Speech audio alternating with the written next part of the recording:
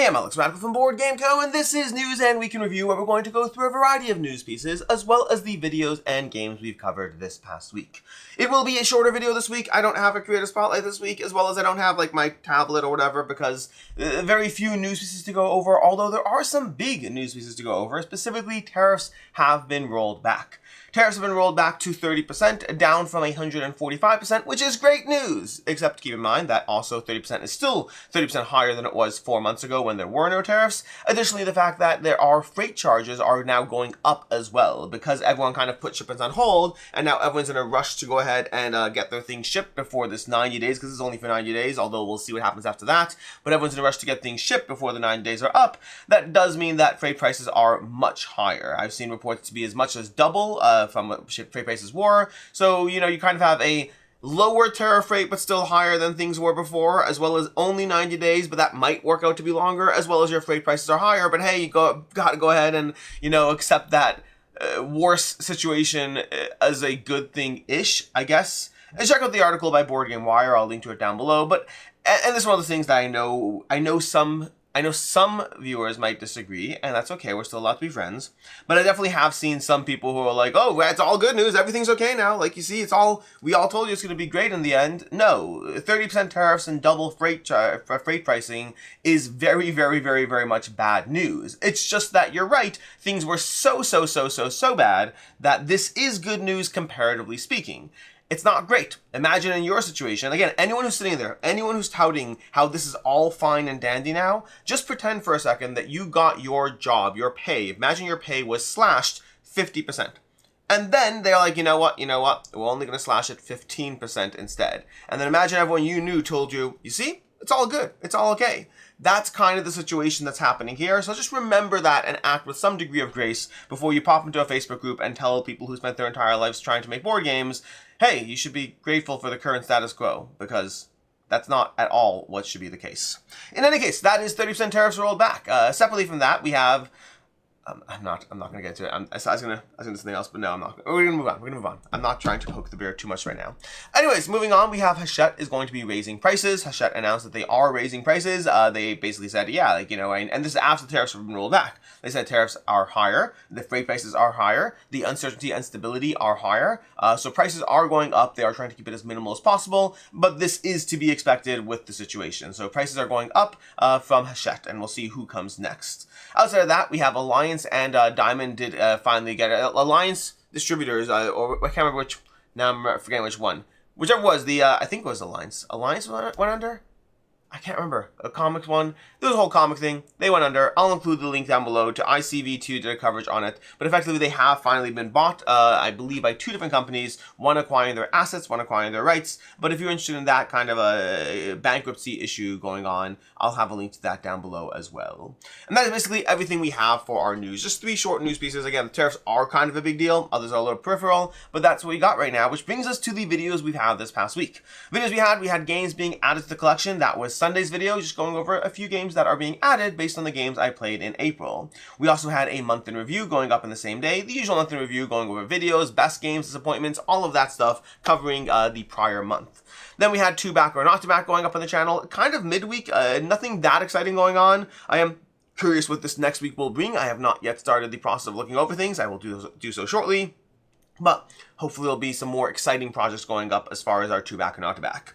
Outside of that, we have the most overdue campaigns. This is a semi-yearly video that I've been doing. I think I actually missed a year. I did it like way back when, and then I skipped a year, and then I did 2 more after that.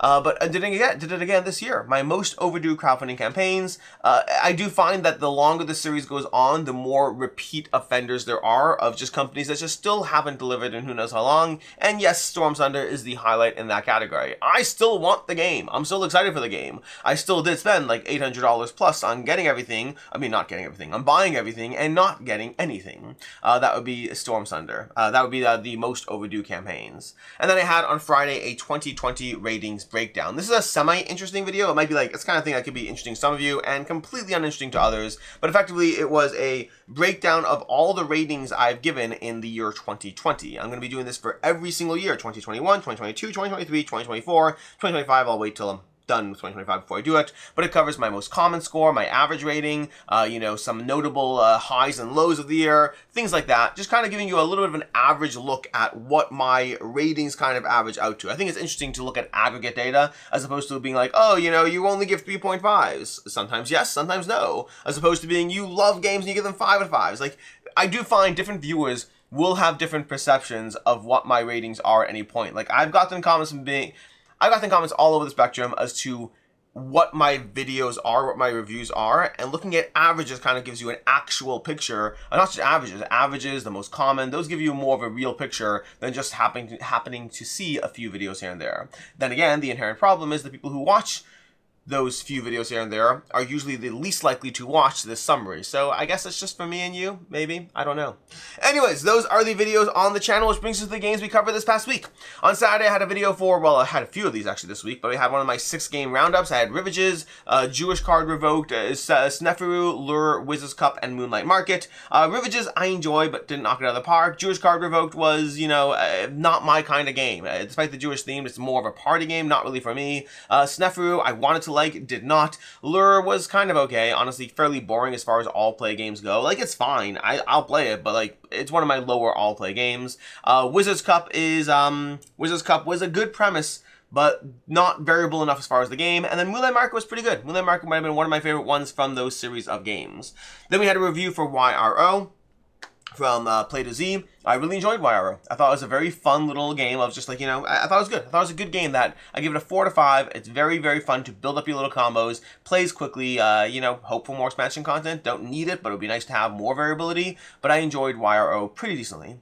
Then we had a gameplay and preview for 3 Magi going up on Tuesday. I enjoyed 3 Magi. I thought it was pretty fun. This is sponsored content, so always take it with a grain of salt, but I whether I like it or not, I tell you in this series.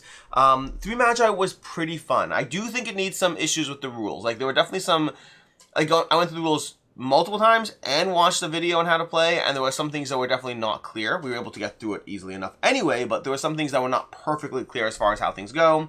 But outside of that, I thought like they had a good little system of cascading turns that make you feel kind of powerful. So like I enjoyed it. I don't know if I love it yet, but like I definitely enjoyed it and would happily play it again.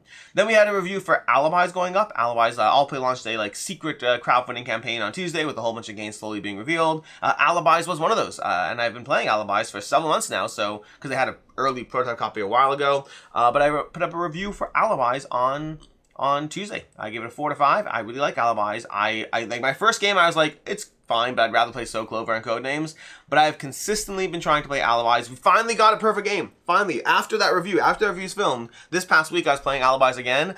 Played 4 games in a row, trying to get that perfect game, and finally got a perfect game. Now, to be clear, if you've played Alibis, a perfect game does not mean you made no mistakes. It means that you got that perfect score, which is a score of 0, because you're trying to count down. You're trying to lose heat. And getting a score of 0 has been so hard. I think it took us like, 12, 13 plays to get there, but we finally did get there. We have a perfect game of Alibis. Then we had a review for Wordsy going up on, well, let's see, what was the order we had? I can't remember the order of these, but we had, again, I don't remember the order these videos went up on Thursday, but we had a review for Wordsy, another one of their secret games. Wordsy was fine. I enjoyed it. Not going to be a keeper for me. I gave it a 3.5 out of 5. We had a review for Aeons End Beyond the Breach. It's good. It's more Aeons End. I like some of the things they've added, but I don't know if it massively changed my mind in any key way. It's just more Aeons End. Then we had another roundup review of a whole bunch of games from Super Skill Pinball, which was not for me. I've tried Super Skill Pinball multiple times and I really don't like it. Creepshow was a push your luck game that very forgettable. Like, not that great at all. Nevermind was a fun enough solo game, but didn't wow me, but it was fun to go through. Blade Rondeau, one of the most promising of that batch of games. But I like Blade Rondeau. I didn't love the solo mode, interestingly enough. I did like the 2-player head-to-head a lot more, but still not overall one that I need to keep. We had Desperate Oasis, which I thought was pretty fun as far as a like lane battling system, but it was pretty fun. That's all it was, pretty fun. And then we had Sardigano, which was easily the best of the bunch. Sardigano had a lot of promise to it. Ultimately, I decided not to keep it, but I did like Sardigano quite a bit. And that was basically the games we've covered this past week. which means it's today. Today we have, as usual, we have a few things. We're going to have an adventure games. We have two adventure games, Princess Bride and The Wizard of Oz, covered in one video, as well as a review for Transgalactica, the new Devere Games game. As far as next week, we'll have a bunch of things. I'll finally have my review for SETI up, because I'm excited about that one. And we'll also have a UKGE preview going up on Sunday, so if you're interested in UKGE, if you're going there, or if you just want to see some of the games that are going to be like highlighted in some way, that video will be going up on Sunday. Which brings us to the games on the table. As usual, these are the games I hope to be diving into this week. I hope to get into several of them today. We'll see if that works out. But these are all solo games. That's the highlight of this week. And some of them I'll be reviewing at some point soon. Honestly, I need to review all of these when I'm done enough with them. But Metal Gear Solid, I want to play more of this. Valor and Villainy, I've already played the first two scenarios. I want to play more of it. Santorini, I've played the first scenario 4 times. 3 times myself trying to get expert mode. Has not happened yet. And then once with my daughter, and she got 2 heroic on her first try, which was nice. And then lastly, the Terraforming Mars. I want to play through the solo properly. Like, I've played solo Terraforming Mars. I haven't played this new version of it. I unboxed it a while ago. I was like, I'll get to it right away. And as with most things that I say I will try to get to right away, 50% of them I get to right away, and the other 50% of them languish in, I want to get to it as soon as I can, hell, but never actually getting there until too much time has passed. That's most of my games fall into that category. Like, I play a lot of games. I play 150 plays every single month, which is a decent amount. That's an average of like 4 to 5 plays a day, depending on the month. That's a good amount of gaming. And even with all that, I can't even come close to keeping up with the amount that I want to play. This hobby is a hobby of abundance, a sheer abundance. Lots of things to play, lots of things to distract you. Just make sure you're having fun along the way. Like, don't let that like shelf of shame aspect. Like, I still call it a shelf of shame because I don't need to call it shelf of opportunity, but I don't actually feel shame. Like, enjoy your hobby, enjoy yourself. Don't put pressure on yourself you don't need to. I just did a video, despite like all these solo games. I just did a video this week of how like I'm playing solo games less, and that's true. But I'm still playing solo games. I'm still finding the time. I'm still doing what I want to do. Don't let the things you're not doing prevent you from having fun when you're doing the things you are doing. Just live a good life. Enjoy yourself. It's all cool out there. In any case, and until next time, I'm Alex Radcliffe from Board Game Co. I hope you have an excellent weekend, and as always, I hope you have a good one.